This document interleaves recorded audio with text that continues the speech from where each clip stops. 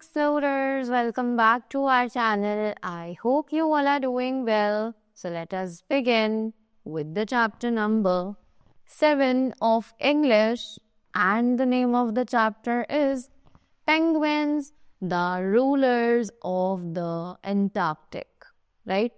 So we all know कि penguins जो है वो Antarctic region में ही पाए जाते हैं, right? Because there is very cold. Right so वहाँ पर पेंगुइन्स जो है वो आराम से रूल कर सकते हैं, like they can survive in that situation also, right? So that is why they are known as the rulers of Antarctic. So let us know about the details that why are they known as the rulers, right? What are their qualities? So let's begin.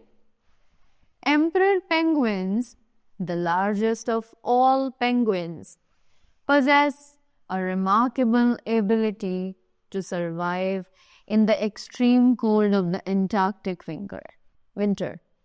तो जो penguins हैं, right, उन्हें यहाँ पर emperor बोला जा रहा है. The largest of all penguins. तो emperor penguins जो होते हैं वो penguins की प्रजातियों में सबसे बड़े penguins होते हैं. Possess a remarkable ability to survive in the extreme cold of the Antarctic winter.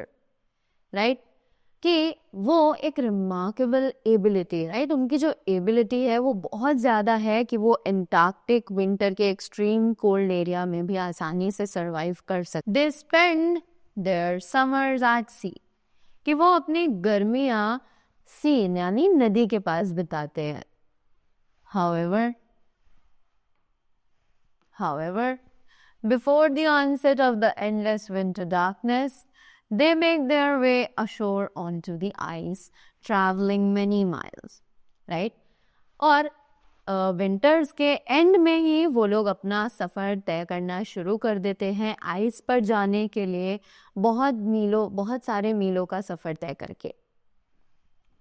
This is the time when they gather to lay their eggs. ये वो टाइम है जब वो एक साथ अपने एग्स को ले करना स्टार्ट करते हैं. They move along by waddling on their feet, or at times by lying on their bellies and pushing themselves forward with their flippers, right?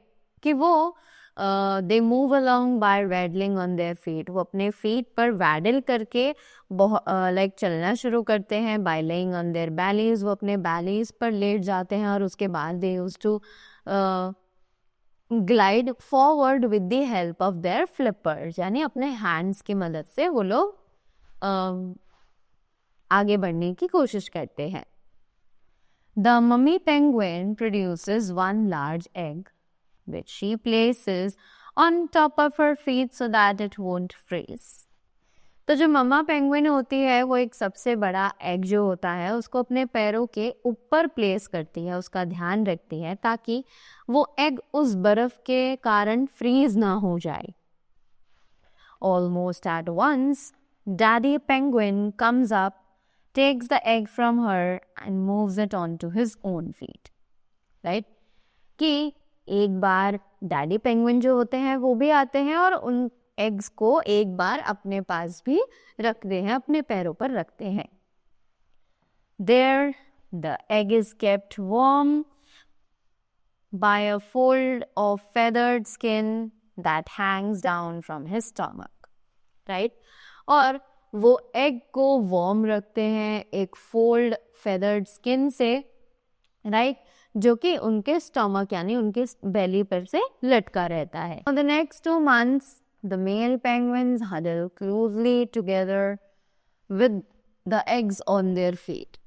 कि अगले 2 महीनों के लिए जो मेल पेंगुइन्स होते हैं वो एक साथ बैठे रहते हैं अपने एग्स को अपने पैरों पर. They try to keep warm in spite of fierce blizzards and howling winds, right?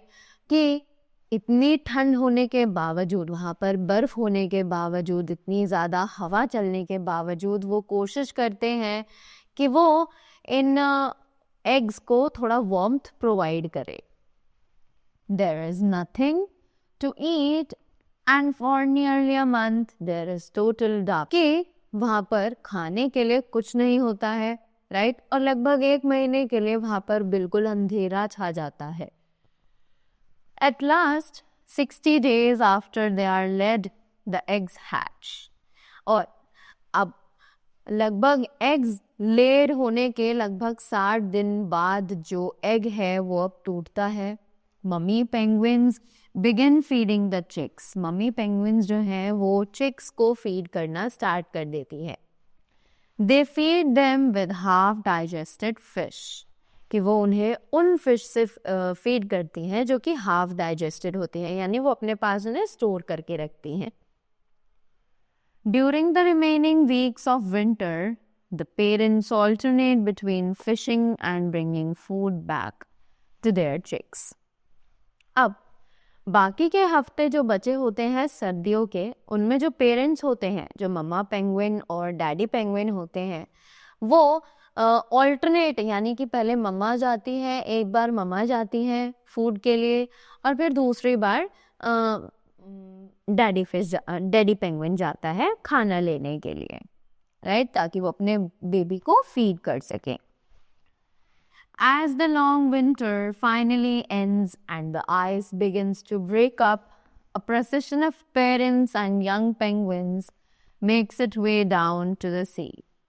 और जैसे ही फाइनली विंटर जो है वो ख़त्म होती है, बर्फ़ जो है वो मेल्ट होनी स्टार्ट हो जाती है, तो जो पेरेंट्स और पेंगुइन्स का प्रोसेशन होता है वो अपना रास्ता खुद ही सी की तरफ ढूंढ लेते हैं। There they spend the short summer swimming and feeding. और वहाँ पर वो short summer swimming और feeding को enjoy करते हैं, right? So that was all about the chapter. I hope you all are clear with the penguins that why are they known as the rulers of the Antarctic region, right? So that was all about the chapter. I hope you all enjoyed it. So thank you so much and do have a great day ahead.